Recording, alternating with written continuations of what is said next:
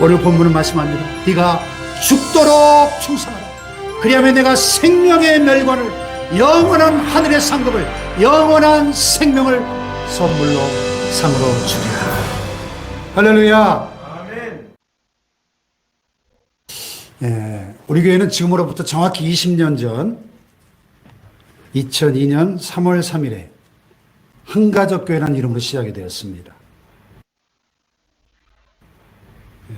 그 LG전자 서비스 바로 옆에 있는 탐방동 736번지 한국농어촌공사 빌딩 지하에서 2002년 1월에 첫째 주일에 입당 예배를 드리고 첫 예배를 드리기 시작했고, 두 달 후인 3월 3일에 정식으로 창립 예배를 드렸습니다. 개척 1년 만에 등록교인 100명을 돌파하는 폭발적인 부흥도 맛봤고 선교신문의 기사로 나오기도 했죠. 또 3년 후인 2005년 3월에 세 분의 장로님과 세 분의 권사님, 그리고 우리 손집사님, 그때 안수집사님으로 7분의 임직식을 할 정도로 힘있게 성장했습니다. 그러나 이 땅의 모든 교회들이 그러하듯이 여러 가지 아픔을 통해서 교회가 분열되고 깨어지는 시련도 겪으면서 오늘에 이르게 되었습니다. 지금 와서 이렇게 돌아보니까 담임 목회자인 저 자신의 인격적인 미숙함과 리더십의 부족함 때문에 주님께서 참 많은 영혼들을 보내주셨었는데 제가 제대로 돌보지 못하고 목양하지 못했던 안타까움을 고백하지 않을 수가 없습니다. 하지만 그럼에도 불구하고 지난 2년간의 코로나 광풍을 포함해서 오늘까지 산전, 수전, 공중전, 육박전까지 다 겪으면서 우리 교회가 공중분해되지 않고 지난 2년 동안의 코로나 기간에 1만 개 교회가 문을 닫았다는데 이렇게 여기까지 올 수 있었던 것이 오로지 주님의 은혜임을 고백합니다. 나의 나 된 것은 내가 아니요 오직 나와 함께 하신 하나님의 은혜로다. 바울의 고백처럼 내가 이 반석 위에 내 교회를 세우리니 지옥의 권세가 이기지 못하리라 주님이 약속하셨기 때문에. 할렐루야. 이제 창립 20주년을 넘어서 30주년을 향하여 나아갈 때 10년 후에 우리가 30주년 기념 예배를 드릴 때는 지금보다 최소한 10배 이상 성장한 모습으로 새 성전 건축도 하고 그렇게 주님께 영광 돌릴 수 있기를 축복합니다. 할렐루야. 도산 안창호 선생에 대한 일화가 있습니다. 안창호 선생이 미국 유학 시절에 학비를 보태기 위해서 미국인 저택에서 청소부로 일을 했습니다. 그 집에 청소하는 사람이 3명이 있었는데 화장실 청소를 하면서 이 안창호 청년은 그냥 막대기로 대충 해도 될 일을 장갑을 끼고 손으로 구석구석까지 깨끗이 닦았습니다. 그 모습을 지켜보던 이 집주인이 저 청년이 내게 신임을 얻기 위해 저렇게 하나 본데 며칠 지나면 저 사람도 다른 사람처럼 막대기로 대충 하겠지. 근데 몇 달이 지나도 그는 여전했습니다. 그 성실한 이 청년의 태도에 큰 감동을 받은 이 주인이 다른 사람보다 주급을 더 많이 줬다고 합니다. 3년 후에 공부를 마치고 귀국할 때 이 주인이 안창호 청년에게 이렇게 말했습니다. 자네는 장차 자네의 나라와 민족을 위해 큰 일을 할 사람이라고 내가 믿네. 자네 한국 사람이라고 했지? 자네가 떠난 그 자리에 나는 또 한국 사람을 찾아서 그 일을 맡겨야 되겠어. 이 주인의 말대로 훗날 이 도산 안창호 선생님은 교회 충성스러운 장로로서, 독립운동가로서, 상해 임시정부의 국무총리로서, 교육가로서 큰 활약을 하다가 투옥돼서 감옥에서 하나님의 부르심을 받은 민족의 큰 지도자가 되었습니다. 할렐루야. 이것이 바로 진정 성도다운 삶의 모습이죠. 이것이 곧 세상의 빛이요 세상의 소금이요 그리스도의 편지요 그리스도의 향기인 것입니다. 아멘. 또 이것이 오늘 본문 말씀처럼 네가 죽도록 충성하라. 그러면 내가 생명의 멸관을 내게 주리라 하셨던 그 충성의 참모습입니다. 아멘. 오늘 본문은 예수님께서 서문학교회를 향해서 하신 말씀인데 요한계시록 2장과 3장에 나오는 소아시아 7교회 가운데 주님께 책망을 받지 않고 칭찬만 받은 딱 두 교회가 있는데 빌라델비아 교회와 본문의 서머나 교회입니다. 당시에 로마 제국이 세계를 호령하던 주 1세기 말 무렵 서머나에서 그리스도인으로서 살아간다는 것은 너무나 어렵고 위험한 일이었습니다. 왜냐하면 당시 로마는 제국 내 모든 사람들에게 황제 숭배를 강요했는데 서머나 씨가 바로 그 황제 숭배의 중심지였기 때문입니다. 그리고 그리스도인들은 신앙 양심 때문에 황제 숭배를 거부할 수밖에 없었고 당시 도미티아누스 황제 치하에서 1년에 한 차례씩 로마 황제에게 바치는 연례 제사를 거부하는 그 행위는 중대한 범죄가 되었기 때문입니다.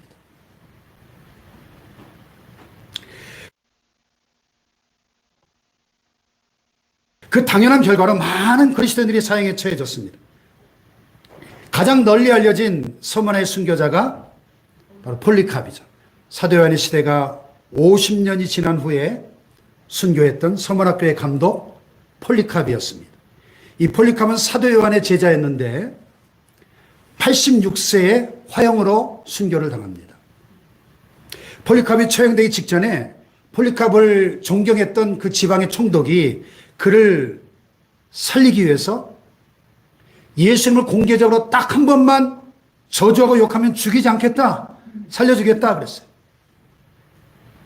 그때 폴리캅이 한 유명한 대답이 있죠. 내가 86년 동안 그분을 섬겨왔지만 그분은 단 한 번도 나를 버리신 적이 없는데 내가 어떻게 이제 와서 그분을 모독하겠는가? 어떻게 이제 와서 그분을 모른다고 할 수 있는가? 그러면서 화형을 당하며 순교했습니다.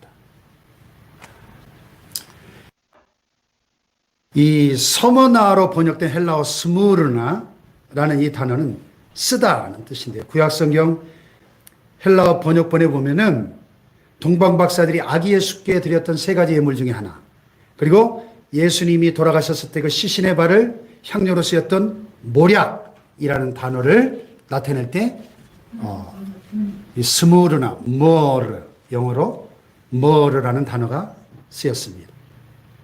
죽음과 연관된 이 서머나라고 하는 이 단어는 고난받던 서머나 교회를 완벽하게 묘사하고 있습니다. 아름다운 향기를 바라는 식물을 으깨서 만들었던 스디슨 모략처럼 서머나 교회는 핍박으로 으깨어져서 하나님을 향한 충성의 향기를 발하였습니다. 할렐루야. 예수를 향한 믿음 때문에 스디슨 고통을 당하고 혹독한 핍박을 받았습니다. 당시에 Caesar is the Lord, 가이사 황제가 주님이시다 고백하도록 강요를 했는데 아니요, Jesus is my Lord, 예수님만이 나의 주님이십니다 끝까지 고백하며 모진 박해를 받고 순교까지 했던 것입니다. 할렐루야. 예수님께서 이러한 서머나 교회를 향해 크게 칭찬하시면서 네가 죽도록 충성하라, 그리하면 내가 생명의 멸류관을 내게 주리라 약속하신 것입니다. 아멘. 할렐루야. 아멘. 그렇습니다.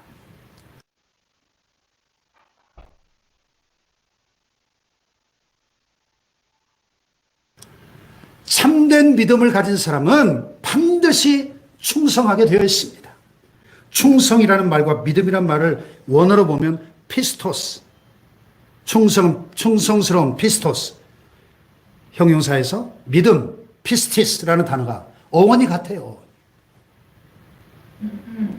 따라서 참된 믿음을 가진 사람은 충성할 수밖에 없고 참된 믿음을 갖지 못한 사람은 충성할 수 없는 것입니다. 사람은 누구나 다 무엇인가를 위해 살고 있지 않습니까? 어떤 사람은 돈을 위해 살아갑니다. 어떤 사람은 권력이나 명예를 위해 살아갑니다. 지금 대통령 선거를 치르고 있는데요. 권력을, 대권을 잡기 위해서 얼마나 이렇습니까? 어떤 사람은 세상 쾌락을 위해 살아갑니다. 그런데 우리를 만드시고 우리를 위하여 독생자 외아들 예수님까지 이 땅에 보내신 하나님은 우리의 삶의 목표를 제시해 주십니다. 그것이 바로 오늘 본문에 있는 네가 죽도록 충성하라, 그러면 내가 생명의 멸관을 내게 주리라 하신 말씀입니다. 할렐루야. 즉 하나님의 영광을 위해서 죽도록 충성하라 하는 삶의 목표를 주신 것입니다. 아멘. 그러므로 하나님께서는 우리가 무엇을 하든지 하나님의 영광을 위하여 죽도록 충성하기를 원하고 계신 것입니다. 아멘. 최선을 원하시지 차선을 원하시지 않습니다. 다 같이 차선이 아닌 최선을 원하신다.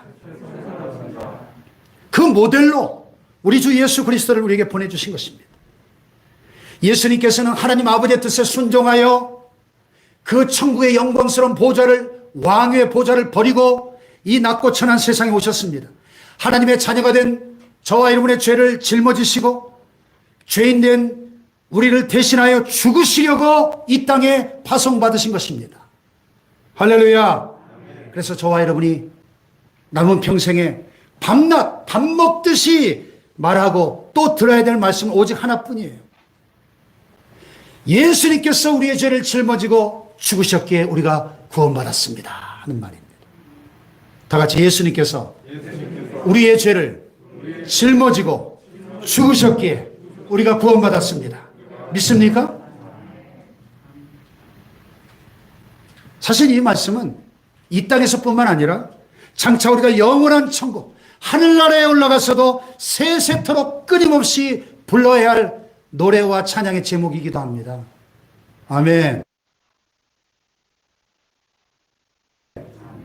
사도 요한이 보니까 요한계시록 7장에 보니까 어떤 환상을 봅니까? 이 일 후에 내가 보니 각 나라와 족속과 백성과 방언에서 아무도 능히 셀 수 없는 큰 무리가 나와 흰옷을 입고 손에 종려가지를 들고 보좌 앞과 어린 양 앞에 서서 큰 소리로 외쳐 이르되, 다 같이 뭐라고요? 구원하심이 보좌에 앉으신 우리 하나님과 어린 양에게 있도다 외치면서 찬양하는 모습이에요. 할렐루야.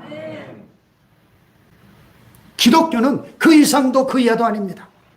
뭐니 해도 기독교는 십자가의 종교입니다. 예수님은 죽도록 충성하신 분이셨습니다. 예수님이 최선의 모델입니다. 차선은 안 됩니다. 최선이어야 합니다. 차선은 최선의 가장 큰 적입니다.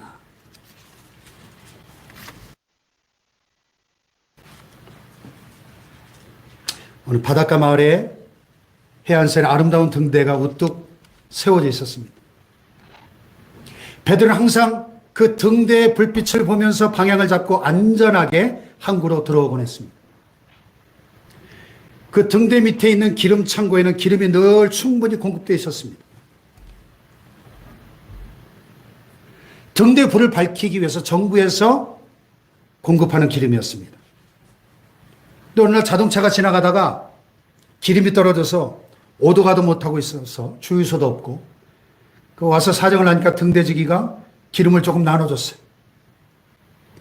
그 이튿날 가난한 할머니가 오더니 너무 추워서 못 자겠다면서 기름 보일러에 채울 기름을 좀 나눠달라고 그랬습니다. 그래서 사정이 딱 하니까 또 좀 나눠줬어요. 또 얼마 후에 한 남자가 오더니 등불에 넣을 기름이 떨어졌다고 좀 달라고 부탁했어요. 입장이 난처해서 또 좀 나눠줬습니다. 이렇게 저렇게 나눠주다 보니까 등대에 넣을 기름이 다 떨어져 버렸습니다. 등대에 불빛이 꺼져가지고 그날 밤 배 몇 척이 파손되면서 많은 사람들이 죽어버렸습니다. 조사단이 파괴됐습니다. 기름을 충분히 주었는데 왜 등대에 불이 꺼졌는지를 조사했습니다. 등대지기는 사정대로 말할 수밖에 없었겠죠. 당국자가 이렇게 말했습니다. 정부가 당신에게 기름을 공급한 이유는 오직 하나, 등대의 불을 꺼뜨리지 말라는 것이었습니다. 당신은 직무유기입니다. 구속되어야 합니다. 무슨 얘기죠? 차선은 최선의 적이다. 여러분, 사정이 딱한 사람들 나눠주는 거 좋은 일이잖아요. 그러나 최선은 아니죠. 등대지기의 사명이 아니잖아요. 등대지기 존재의 이유가 아니잖아요. 무슨 일을 하든지 우리가 80%, 99%만 최선을 다하는 것은 최선이 아닙니다. 100% 최선을 다해야 최선입니다. 아멘.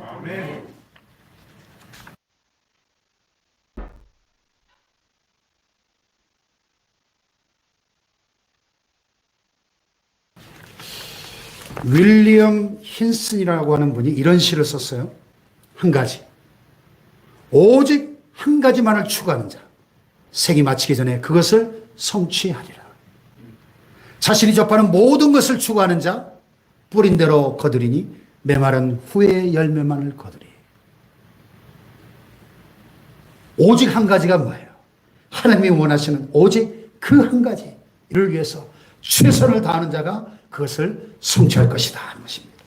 아멘. 아멘. 자, 그러면 무엇이 차선이고 무엇이 최선입니까? 성경적으로 볼 때 두 가지 기준을 생각해 볼 수 있습니다. 첫째로 사명이 최선이고 사명이 아닌 것은 차선입니다. 따라해 볼까요? 사명이 최선이고 사명이 아닌 것은 차선이다. 하나님이 우리 모두에게 사명을 주셨습니다.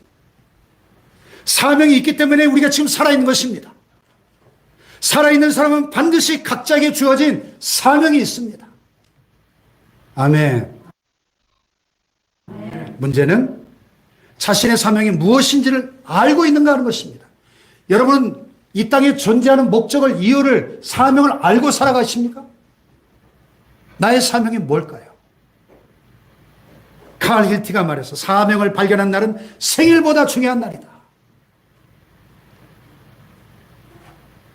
사명을 발견하고 나면 그날부터 전혀 새로운 사람이 되기 때문입니다. 아멘. 아멘. 살아있으니까 그냥 살아가는 사람은 그냥 살아가는 사람이지만 사명을 발견한 사명의 사람은 삶의 의욕이 넘치고 벌써 삶의 모습이 다릅니다. 걸음걸이가 다릅니다.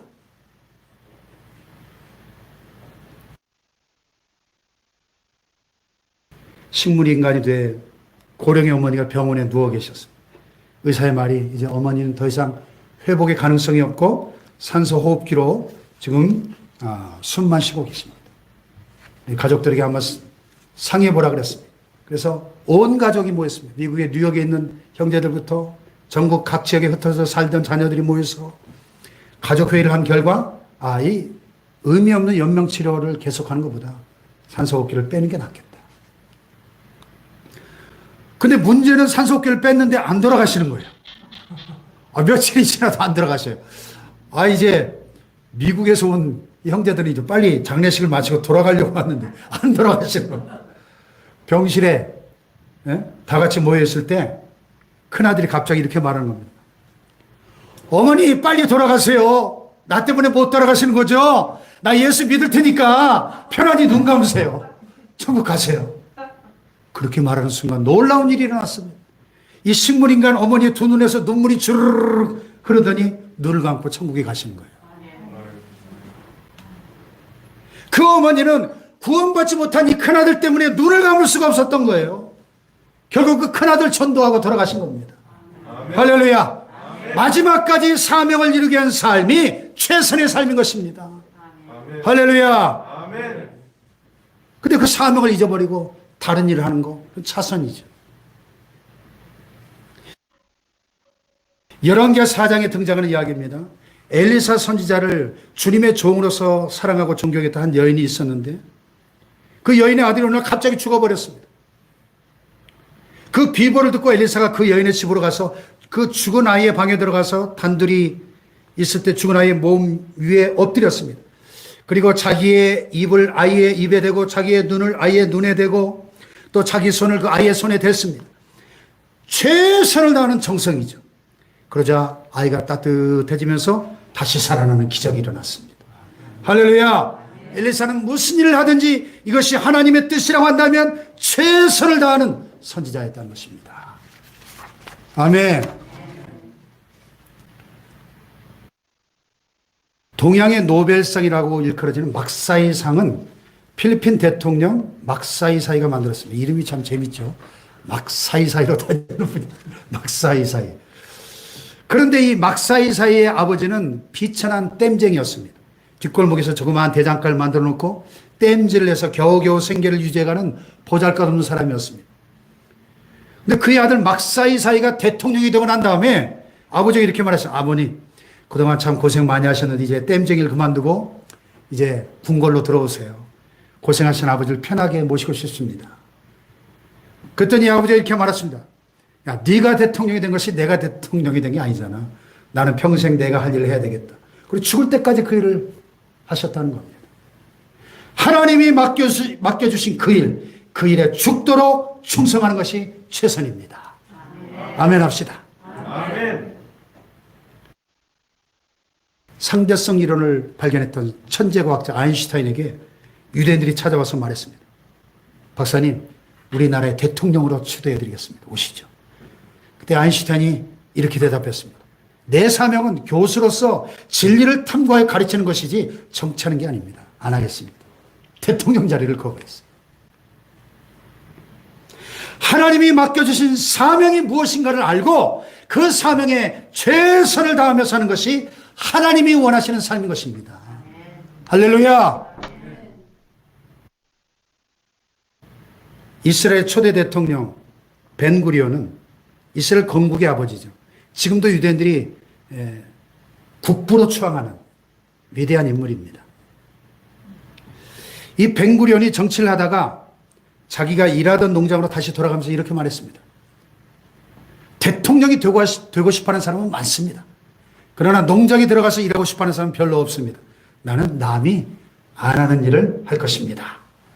할렐루야. 그리고 대통령직을 그만두고 자기 사명을 따라갔습니다. 하나님이 주신 사명을 감당하는 것이 최선인 것입니다. 할렐루야. 따라해 봅시다. 하나님이 주신 사명을 감당하는 것이 최선이다.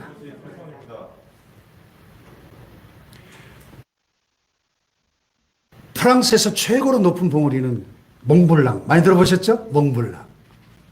알프스 산맥에 있는 봉우리인데 그 산을 정복하려고 하는 등산대가 산 밑에서 장비들을 챙기면서 준비하는 중이었습니다. 안내자가 말했어요. 여러분, 산을 정복하려면 한 가지 주의사항이 있습니다. 불필요한 물건들은 가지고 가시면 안 됩니다. 꼭 필요한 장비만 가지고 가기도 버거울 것입니다. 근데 한 젊은이가 말을 안 듣고 그냥 무거운 담요, 커다란 치즈, 포도주 한 병, 카메라 렌즈, 초콜릿 한 봉지를 넣었어요. 그리고 당당하게 먼저 올라가기 시작합니다. 다른 사람들은 안내원의 지시대로 꼭 필요한 장비만 챙겼습니다. 그리고 그 뒤를 따라갔습니다.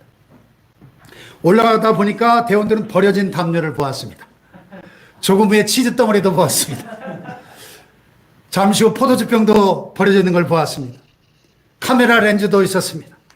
정상에서 만났습니다. 이 청년이 올라가면서 다 버리고 간 겁니다. 여러분, 우리에게는 최선만이 필요한 것입니다. 차선은 불필요한 것입니다. 오늘 창립 20주년을 기념하는 이 예배를 통해서 우리 모두가 차선을 버리고 최선을 굳게 붙잡는 시간이 되시기를 주님의 이름으로 축복합니다. 아멘. 축복합니다. 아멘. 옆에 분을 다시 한번 하이파이브 하면서 차선을 버리고 최선을 붙잡읍시다. 차선을 버리고 최선을 붙잡읍시다. 할렐루야. 아멘. 두 번째는 영원히 최선입니다. 아멘. 영원히 최선이고 영원히 아닌 것은 다 차선입니다. 아멘. 아멘. 우리 눈에 보기에 아무리 좋아 보여도 영원히 아닌 것은 본질이 될 수 없는 것입니다. 영원히 아닌 일시적인 것이 최선이 될 수가 없는 것입니다. 아멘. 아멘. 아멘.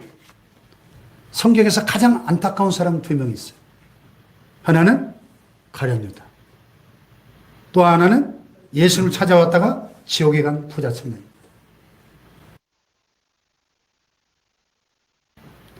자, 가룟 유다는 어떤 사람이었습니까? 영광스러운 예수님의 12제자 중에 하나로 선택을 받은 사람이었습니다. 그런데 은 30명의 눈이 어두워서 예수님을 팔아먹고 양심의 가책을 못 이겨 목매달아 자살하고 말았습니다. 구원을 받지 못하고 지금 지옥에 떨어져서 원통에서 날마다 슬피 울며 이를 갈고 있습니다. 날마다 흐느낄 것입니다. 최선을 버리고 차선을 선택한 결과입니다.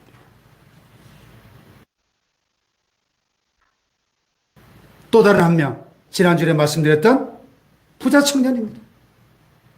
영생에 대한 갈망을 가지고 나왔어. 어떻게 하면 영생을 얻겠습니까? 네가 계명을 하나니 계명들을 지켜라. 제가 어려서부터 다 지켰는데요. 내게 오히려 한 가지 부족한 것이 있구나. 내 가진 것을 다 팔아 가난한 자들에게 나눠주라. 그리하면 하늘에서 보화가 내게 있을 것이다. 그리고 와서 나를 따르라. 그 다음 말씀이 뭐예요? 그 사람은 재물이 많은 거로 이 말씀을 인하여 슬픈 기색을 띠고 근심하며 가니라. 근심하며 가니라로 끝나버렸습니다. 아직까지 못 돌아왔어요. 이 청년은 지옥에 나가야 만날 수 있을 것입니다. 그 많은 재물을 가지고 지옥에 가면 무슨 소용이 있단 말입니까? 재물을 버리고 영생을 얻는 것이 100번 1000번 나은 것이지요. 아멘. 어려서부터 신앙생활 잘하고 그 얼마 안 되는 돈 때문에 지옥으로 갔습니다. 그 청년도 지금쯤 지옥에서 대성통곡을 하며 후회할 것입니다. 슬피 울며 이를 갈고 있을 것입니다. 재물 때문에 영혼을 버렸습니다. 최선을 버리고 차선을 선택한 불쌍한 청년. 영혼 때문에 재물을 버려야 최선입니다.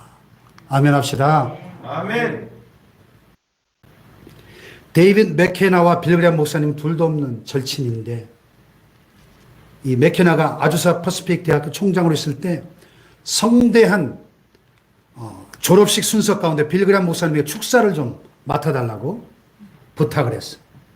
빌그레암 목사님 스케줄을 이렇게 보더니 이렇게 대답했습니다. 여보기 친구, 나도 그 성대한 졸업식에 가서 축사를 하고 싶은데 수철 보니까 그날 내가 전도하려고 했던 사람하고 점심 식사 약속이 이미 돼 있네.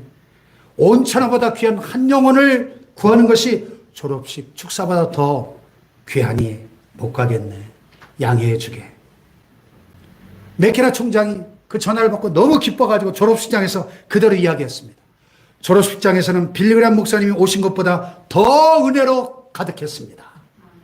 할렐루야. 아멘. 영원히 최선입니다. 그 외에는 다 차선입니다. 차선은 최선의 적입니다. 아멘입니까? R.C. 스프라울이 쓴 반대 의견의 극복이라는 책에 보면 독일에서 성장한 한 유대인 소년의 이야기가 나옵니다. 이 소년은 자기 아버지를 존경하며 자라났습니다. 아버지는 유대인 회당에 충성을 다했습니다. 그리고 온 가족도 신앙으로 하나가 되게 했습니다. 이 소년이 10대가 되었을 때 그의 가족은 조그만 시골 마을로 이사하지 않으면 안 되게 됐는데, 그곳에는 유대인이 하나도 없어가지고 유대인 회당이 없는 거예요. 다만 루터 교회가 하나 있었습니다.